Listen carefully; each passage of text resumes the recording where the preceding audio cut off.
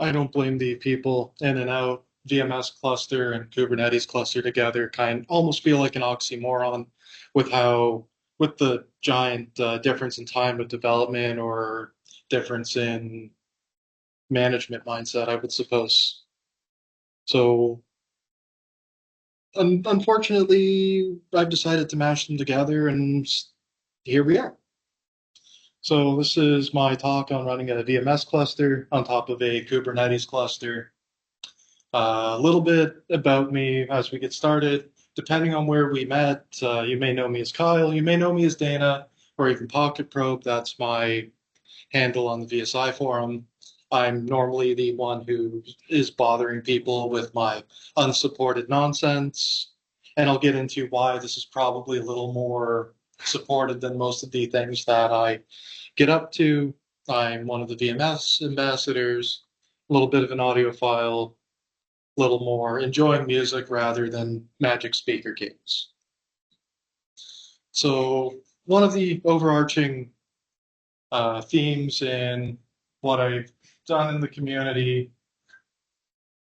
also going into my time as a DevOps engineer, is doing unsupported things, get out in the weeds, go and see if tab A really should, if you really should be able to put tab A into slot B, see if two things should be able to be married together. So it brings me to the next point of why do this? Some reasons maybe are I think it's just neat or I like tinkering. Kubernetes is a great buzzword and and in a lot of places management seems to think that it magically makes whatever you're working on better. Containers are cool, it's scalable, it's cost reducing. You get all of these different things. And it also fits in well with the mission statement of VSI by linking the past to the present. You can protect the value in your application investment. These are all great things that feel good, but none of them are reasons that you can go and talk to management about why you should even explore such a thing. So really, some real actual reasons to do this are if you're running OpenShift, which is Red Hat's on-premise cloud distribution to run your containers or your virtual machines. It uses Kubernetes and it uses Kubevirt internally anyway.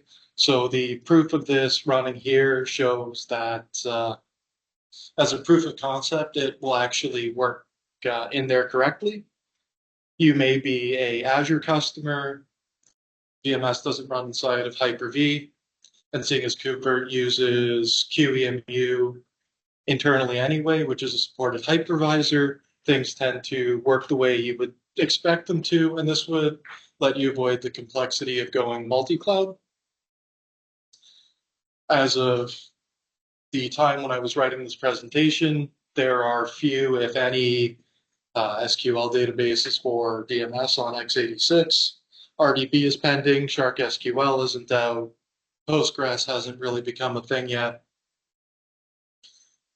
So if you're already running Kubernetes anyway, and if you're already running Kubernetes anyway, a lot of the time you will see your database become containerized and clustered anyway. So if you have the ability to make VMS behave just like any other container workload itself, in theory, you should be able to have things like having VMS talk to the database containers over the Kubernetes cluster network rather than going out on the main wire.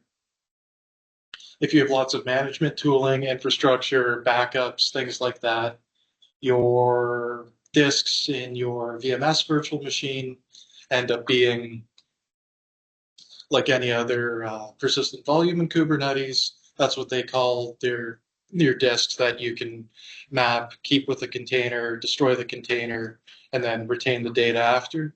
So all of your disks in your virtual machines are just persistent volumes anyway, and it would be like doing snapshot backups in VMware or Proxmox or whatever you are using for your enterprise virtualization. So if you're already not doing Kubernetes, this is going to be a large enough management overhead that it's probably not the right path forward. But if you're already in the Kubernetes ecosystem, it might not be an awful option. So the chain of evolution of virtual machines and how I came to wanting to present this is VMS for x86. You run it in a virtual machine rather than on bare metal. Virtual machines have been great for any other system. You take your large, powerful machine, you cut it into slices, and you have your sandbox environments with your hardware level enforcement. You have technology in the CPU to allow such a thing. Some of the downsides of this stage of forward evolution is you have large management resource overheads. You need to have the memory available to run the core system services of multiple different operating systems. So if you have 10 instances of Windows, you can suck up 40, 50 gig of RAM in just Windows wanting space to run. Similar thing with the increased CPU usage for services running in each virtual machine, that the interrupts, the polling, everything there adds up even as things are idle. You now also have the overhead of needing to patch, update, reboot, and maintain all of these different systems. And you do have a minor performance hit for translating in and out of the virtual machine. So this was a good step in the direction of moving towards cloud, maintainability, managing machines like cattle. One of the next things that we saw in the evolution was containers. So rather than taking an emulator and virtualizing an entire computer, its devices, its device driver model, all of those bits and pieces, Linux, in this, for example, Linux has pretty much all the features you would need to do something like this on the software layer. So things like, most people know containers as Docker images. You have the Linux kernel do all the heavy lifting for that. You're not emulating multiple machines. And you get to have better resource utilization. You don't have your multiple operating systems running as your container is only going to have the application and the supporting libraries, provided your containers are being built with care.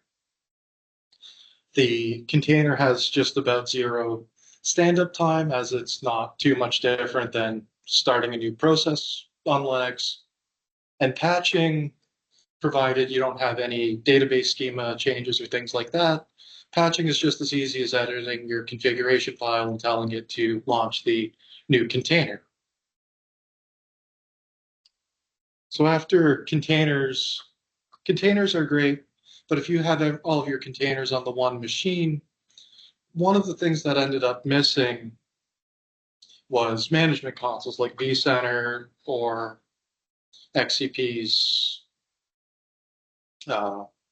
management tool stack, or even Virt Manager when having a talk. So Kubernetes, for our intents and purposes, it's much more capable than I'm getting into here, but it will let you manage your machines like your own personal cloud. You don't have to care about the different nodes. You don't care about the maintenance underneath. You are able to just say, I would like this container to run here, and then it will do that. You get the benefit of software-defined storage. When everything is configured inside of Kubernetes, you have it being able to talk to your SAN or to your cloud provider. You can say, please give me a disk this size. It will go, it will figure it out, it will provision it for you. You get a similar bit with software-defined networking. You can have different networks going through. You can define routes for if you talk to the cluster, feed it a name like I don't know, www.kyle.com versus www.mike.com. It will route the traffic to the appropriate container for what you're asking for. You would define services in your software stack to tell it where to actually point those things to. And you also get the benefit of having load balancing being handled by the cluster. If you're running in a cloud environment anyway, those sorts of things end up going on their bill rather than yours. The last point here is everything becomes configuration as code. The old ways of going in, clicking buttons, editing things by hand are much less feasible. You can tell it you want to patch config files while you're running, but really you should have your essentially a giant bunch of descriptor files saying how each of the pieces in your cluster end up working. So that brings me lastly to Kubevirt. So if a modern hypervisor like QEMU is an application, can we put it in a container? Yes. Can we take, so now that if us as OpenVMS are a container anyway, can we take advantage of the benefits of running inside of Kubernetes? Yes. So to demonstrate all the bits and pieces are actually working correctly together, I have a 3-node VMS cluster running inside of my Kubernetes cluster. Setting up VMS to run a old forum application probably isn't a great use of all of the components, but it does make for showing that everything does talk to each other and does work correctly. So in my lab environment, Kubernetes running on bare metal, got Kubevirt as discussed before. Multis provides my network stack on premise the same way that you would have it in the cloud. Longhorn gives you cloud style storage within on-premise cluster using the local disks in the machine. Cloud native PostgreSQL lets you do Postgres clusters on top of Kubernetes, VMS, and WASD web server. So to make all of the network components jive with each other to make this work is we have our first interface on the machine. They're attached to the real network because this is done in my lab environment, doing layer 2 stuff there, running DECnet. And on the other side, we have a second interface that's attached to one of the defined networks in Kubernetes. Ideally, we would be able to do clusters over IP entirely internally like that, but you don't have the option of using a static IP as a container, and clusters over IP doesn't use DNS as far as I'm aware. It also ends up using NAT for the routing. That was a bit of a thorn in my side when my multiple nodes all thought they had the same IP address. That was fixed in one of the config files.